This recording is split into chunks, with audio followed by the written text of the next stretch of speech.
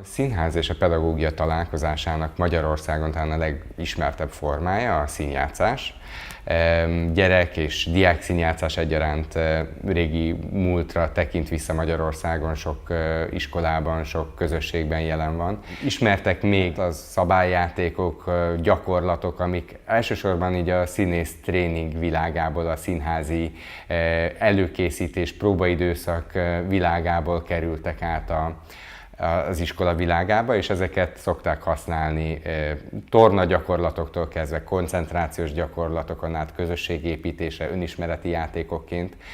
Illetve vannak komplexebb formái is a drámajátéknak.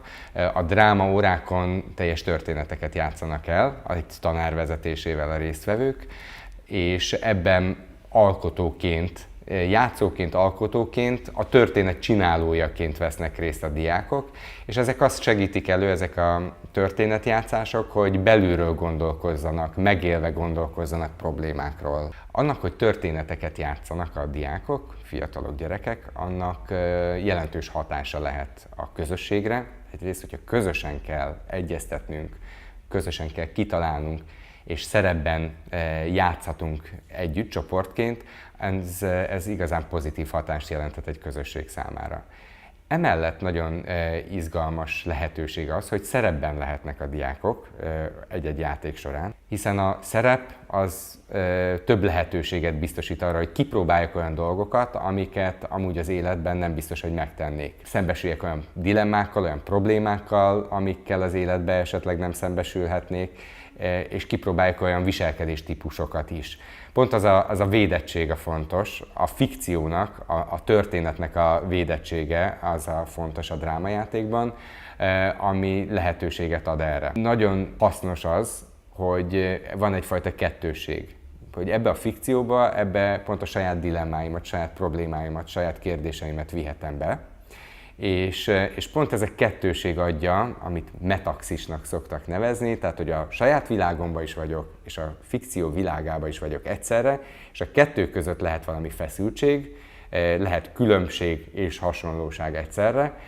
Ennek van egy nagyon termékeny pedagógiai hatása. A diákok olyan problémákat, olyan kérdéseket hoznak be, ami tényleg izgatja őket, és ezek a kérdések, ezek a mi világunkból vannak, olyan problémák, amik körülveszik őket.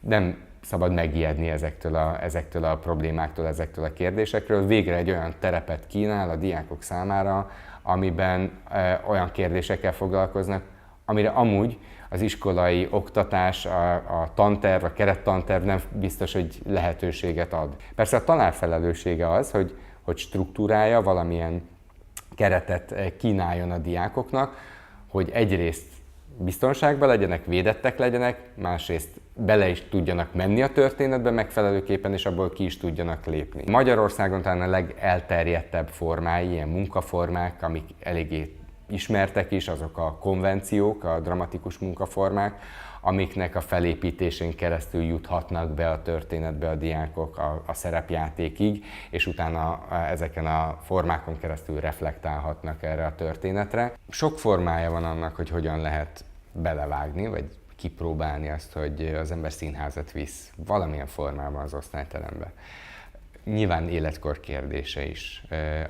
Ami megszokott, és talán több tanárnak is van tapasztalata ezzel kapcsolatban, az a dramatizálás.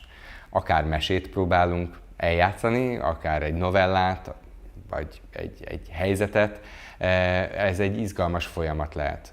Olvasunk valamit, és hogyan lehet ezt egy helyzetre, egy színházra átültetni, vagy színházat csinálni belőle. Egyszerűen azt mondani egy mese, vagy egy novella, vagy egy elbeszélés kapcsán, hogy mi lenne ennek a központi képe, miben jelenik meg, mi a legizgalmasabb a számotokra, mondjuk ezt kérdezni a diákoktól, és azt kérni tőlük, hogy ezt a képet jelenítsék meg, csinálják ők meg maguk, és aztán ebből a képből elkezdeni egy jelenetet csinálni. Azt mondani, hogy egy-egy mondatot írjatok a szereplőknek, mi hangzik el, ki az, aki megszólal, mit mond, és úgy elkezdeni egy jelenetet írni.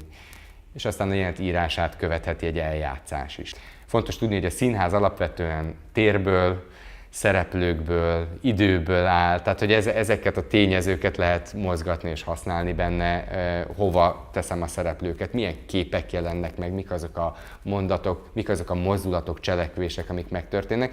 Érdemes mindig nagyon piciben kezdeni, hogy apró dolgokat, tehát hogy tényleg csak egy képet, egy pillanatot próbáljunk megtalálni, és aztán abból elindulni és elkezdeni dramatizálni. Ekkor elkezdünk színház felé menni, de azért csináljuk mindezt, nem azért, hogy egy nagyszerű előadás jöjjön létre, hanem azért, hogy mélyebben megértsük azt a művet és értelmezzük azt. A drámapedagógia alkalmazása se a tanár, se a diák részéről nem várja el azt, hogy színészkedni akarjanak, hogy exhibicionisták legyenek. Sokkal inkább arról szól, hogy szituációkban gondolkodjanak az emberek.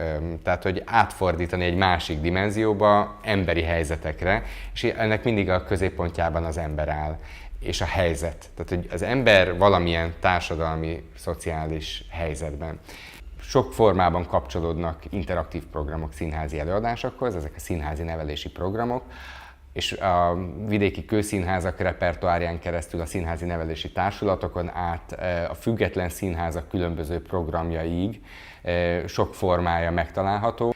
A színházi nevelési előadások TIE-ként ismerik, Theatre in Education, ez egy 60-as években indult brit műfaj. Például olyan komplex programokat kínálnak, amiben egy előadást látnak a diákok, és ehhez kapcsolódva, az előadást megelőzve, azt megszakítva, vagy azt követve a színészekkel közösen gondolkodnak, játszanak, ők is beállnak játszani, de így a teljes program egy komplex egészet alkot, a színházi előadás és az interaktív részek.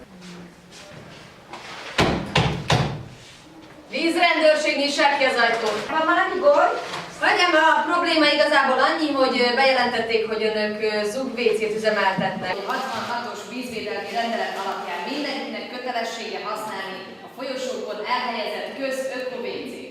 Aki a hagyományos vécéket üzemelteti a lakásában, ezt meg kell büntessük. A Vita Színház egy olyan forma, amiben a résztvevők vitáznak, de ezt a vitát, ezt megszakítja, megelőzi egy színházi jelenet és egy kérdés. Rövid bemelegítő játéksor után beülnek két oldalra, a nézőtér két oldalára a diákok, és megnéznek egy színházi jelenetet. Ez a színházi jelenet egy konkrét szituációt jelenít meg, egy emberi problémát mutat be, majd elhangzik egy eldöntendő kérdés, ami sokkal általánosabb szinten fogalmazza meg a problémát. Tehát lehet róla vitatkozni. És ennek a válaszát úgy adhatják meg a diákok, tehát hogy ők éppen mit gondolnak erre a kérdésre, hogy az igen vagy a nem oldalra ülnek, úgy adnak választ, hogy helyet foglalnak. És ez azt is jelenti, hogy nem kell feltétlenül beszélniük, tehát hogy nem kell úgy állást foglalniuk, hogy elmondják a véleményüket, bőven elég, hogyha leülnek valamelyik oldalra, majd elindul egy vita a diákok között, egy moderált vita, és ebben a vitában elhangoznak különböző érvek. A nézők között ott ülnek szakértők, akik különböző információkkal is gazdagítják ezt a vitát, új nézőpontokat is hoznak be a vitába, és így a diákoknak, ha változik a véleménye, akkor átülhetnek az egyik oldalról a másik oldalra, vagy ha nem ülnek át, akkor egyszerűen lehet, hogy pontosabban meg tudják fogalmazni azt, hogy miért gondolják azt, amit. És aztán ez a vita lezáródik valahol, és következik egy újabb jelenet, és egy újabb kérdés, és nyilván ezekkel a kérdésekkel valamiféle témakört járunk körbe. Itt a vízválasztó esetében ez a klímamigráció. Ennek két összetevője van alapvetően, nyilván a klímaváltozás az egyik nagy kérdés, és ennek a migrációs hatása a másik nagy kérdés. A vízválasztóban pont ezért egyrészt vannak a klímaváltozás szakértői is, akik hozzászólnak a vitához, másrészt pedig tapasztalati szakértőket, menekülteket is vendégül látunk a nézők között, akik a saját élményeiket mondják meg arról, hogy milyen, amikor az ember menekülni kényszerül egy adott országból, és próbál valahol máshol helyet találni magának. Az egész történet a jövőben játszódik. Tehát azt a kérdést tesszük fel, hogy mi lenne, ha x év múlva Magyarországon elfogyna a víz, és innen kéne elmenekülni, és innen egy magyar családnak kéne elmennie, milyen dilemmákkal állnának szemben. Egy vitaszínház létrehozása az onnan indul, hogy igazából megpróbáljuk a lényegi kérdéseket megfogalmazni. Itt a vízválasztó esetében az Artemiszi Alapítvány szakértőivel ültünk össze, és hosszan gondolkodtunk azon, hogy mik azok a témák, mik azok a kérdések, amik a középpontjában állnak ennek a klíma-migráció ügyének. Amikor létrehoztuk ezt a folyamatot, és végignéztük, teszteltük, akkor jön a harmadik szakasz, amikor látjuk, hogy mi működik és mi nem. Mi az, ami igazán megosztó kérdés, és mi az, ami nem. Nyilván olyan kérdésekre van szükségünk, amik megosztják az embereket, és lehetőleg nem ugyanazok az emberek ülnek mindig ugyanazon az oldalon. Tehát többféleképpen osztják meg az embereket, és nem egy-egy általános narratíva mentén, általános ideológiai vagy világkép mentén osztják meg a diákokat, hanem többféleképpen ülnek különböző oldalakra. Különböző helyszíneken, különböző életkorú diákok számára, különböző szociális hátterű fiataloknál más-más kérdések az igazán izgalmasak.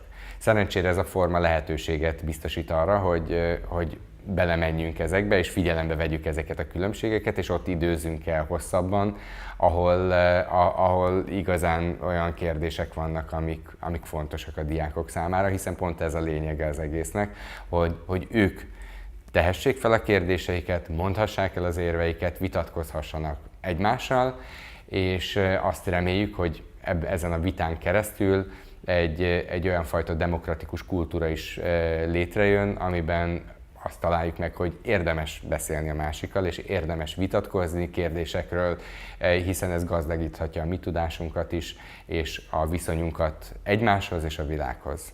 Fontos szempont a Vitaszínházban, hogy nem csak azoknak izgalmas ez a játék, akik hangosak, hangadók, megszólalnak, hanem azok számára is izgalmas lehet, akik szeretnek inkább a háttérbe húzódva figyelni. Önmagában azzal, hogy valamelyik oldalra ülnek, állást foglalnak, tehát kifejtik tulajdonképpen a nézetüket valamennyire, de ennek a vitának részei lehetnek, és hathatnak rájuk azok az érvek, amik elhangoznak. És szokott olyan is lenni, hogy valaki nagyon váratlanul, tehát hogy annyira bevonódik egy ilyen vitába, hogy aztán mégiscsak annak ellenére, hogy jelezte korábban, hogy nem akar beszélni, mégiscsak megszólal. Nagyon fontos az, hogy nem egy tudományos nézőpontot kínálunk, hanem helyzetek, emberi problémák felől közelítjük meg ezek a témákat. De azt tapasztaltuk, hogy a diákokban rengeteg kérdés van, és rengetegféle vélemény is van bennük. És egy olyan keretet szeretnénk kínálni, amiben egyrészt tájékozódhatnak, másrészt ütköztethetik egymással ezeket a véleményeket, ezeket a nézőpontokat, és nincsen semmiféle üzenete ennek a programnak, nem próbál valamit megmondani a diákoknak, pusztán az az üzenete talán, hogy érdemes beszélni ezekről a kérdésekről, érdemes tájékozódni, érdemes egymást meghallgatnunk ezeknek a témáknak a kapcsán.